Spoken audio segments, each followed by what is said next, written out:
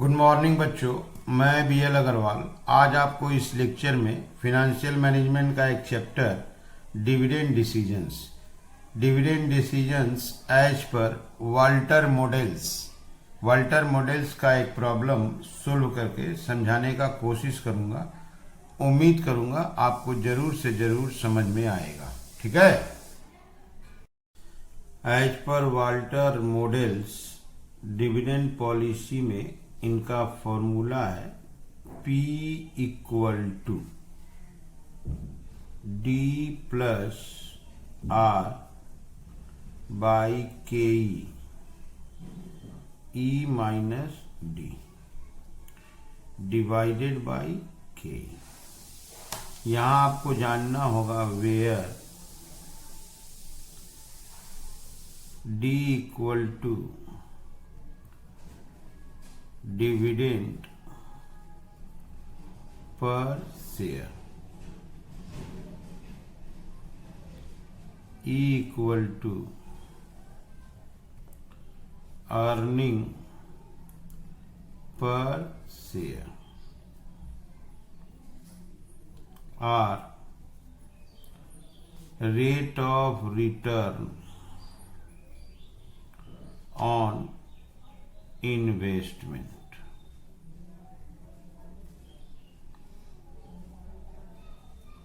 KE cost of equity capital.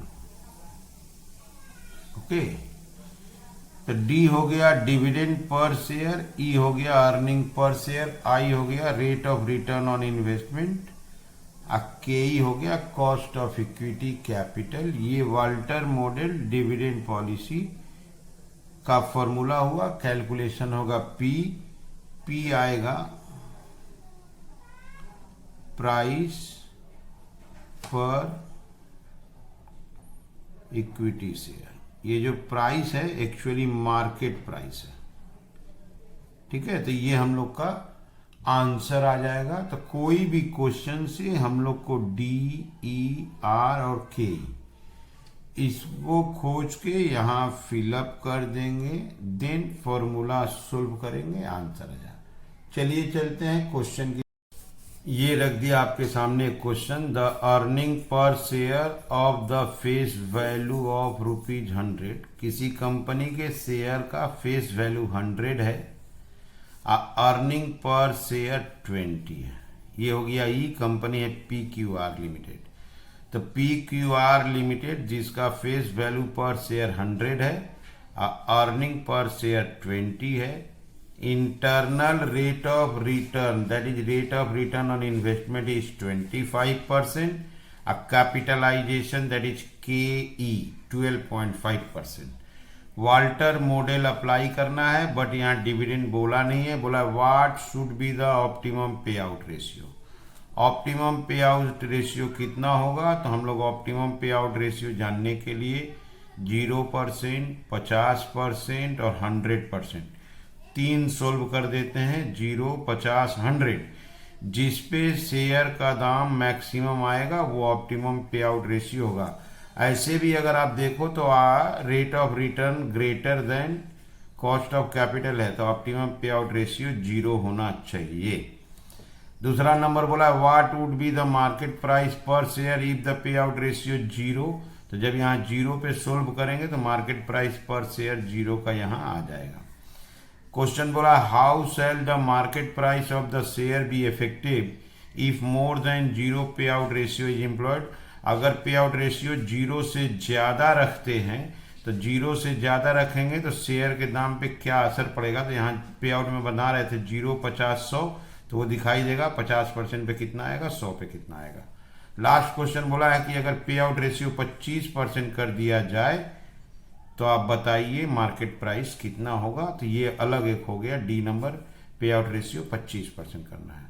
तो यहाँ सबसे इंपॉर्टेंट है डिविडेंड पर शेयर बताया नहीं था, बोला था ऑप्टिमम, और ऑप्टिमम के केस में हम लोग 0, 50, 100 तीन अगर निकाल देते हैं तो ABC का आंसर हो जाएगा। और फिर अलग से D को सोल्व कर देंगे, पे आउट रेशियो 25%। चलिए इसको सोल्व करके देखते हैं।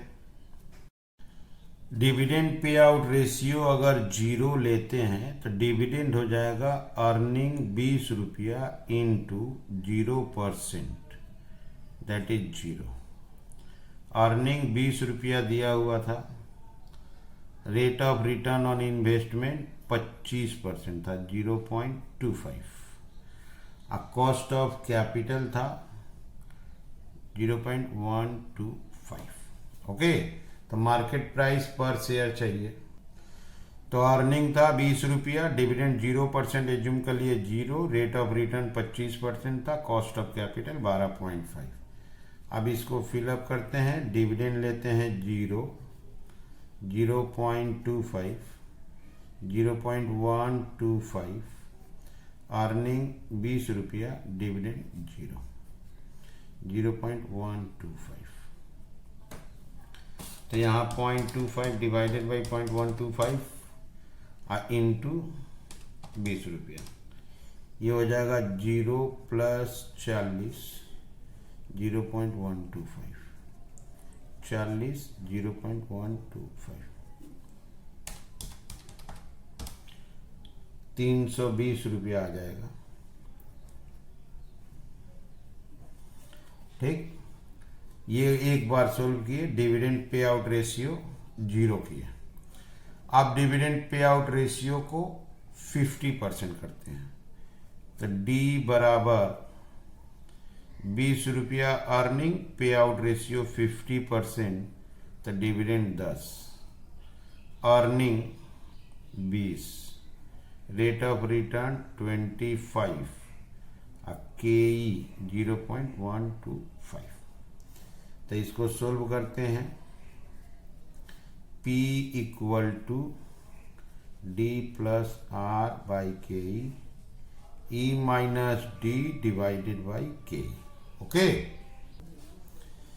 इसको इसमें फिलअप करते हैं, डिविडेंड 10 रुपया प्लस 0.25, 0.125, 20 - 10, 0.125, 10 रुपया प्लस 20 हो जाएगा,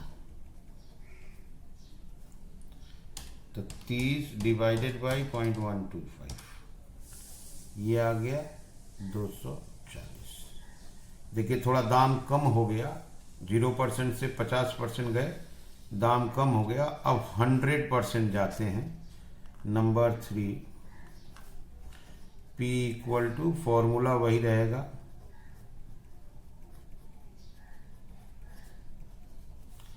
D चले जाते हैं 100%, 20 रुपया अर्निंग था, 100% डिविडेंड दिया जाए 20 रुपया, अर्निंग 20, R 0.25, KE 0.125।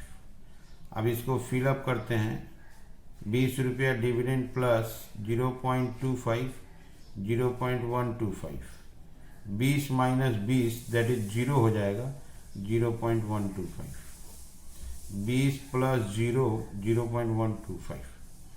तो 20 को 0.125 से डिवाइड करते हैं तो दाम और कम आ गया, ₹160 आ गया।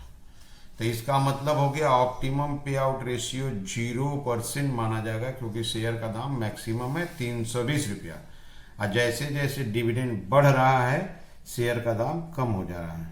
तो A नंबर क्वेश्चन था, ऑप्टिमम पे out ratio is 0% because value per share ₹320 is maximum. Okay, ऐसे भी लिख सकते हैं, R is greater than KE, optimum पे out ratio is 0%। Market price पूछा था, प्राइस पर शेयर पूछा था, तो प्राइस पर शेयर आया 320। अच्छा, ये भी पूछा है कि डिविडेंड का रेट चेंज करें तो मार्केट प्राइस पर क्या असर पड़ेगा, तो C नंबर 50% पे out ratio price per share ₹240 आया है। 100% पे out ratio price per share 160 आया है। पहले इतना आप क्वेश्चन को देखो।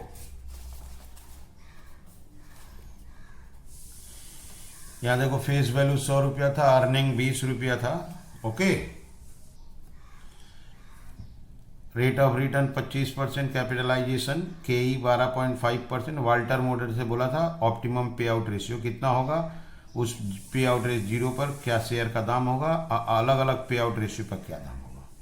तो ये सारा चीज दिखा दिया। ऑप्टिमम पे आउट रेशियो 0%, दाम आ गया 320, और डिफरेंट पे आउट रेशियो पर 50% पे दिखा दिए, 100 पर बोला।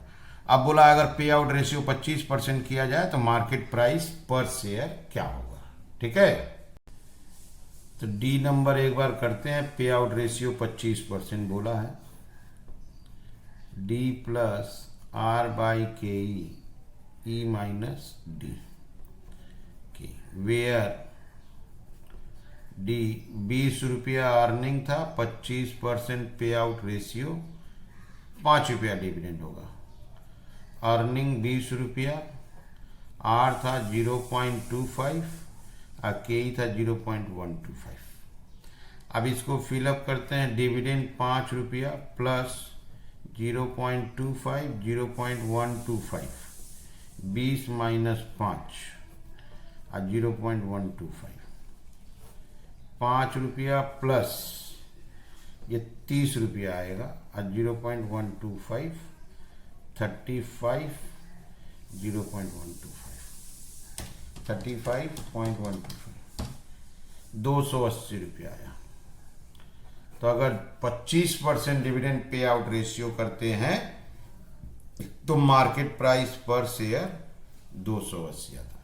ठीक है, तो ऐसे करके हम लोग वाल्टर मॉडल का एक प्रॉब्लम सोल्व कर दिए। आप लोग वीडियो को पॉज करके क्वेश्चन को लिख लीजिए, मेरे साथ धीरे धीरे सोल्व कीजिए, देखिए आपको 100% समझ में आ जाएगा। ठीक है, ओके, थैंक यू।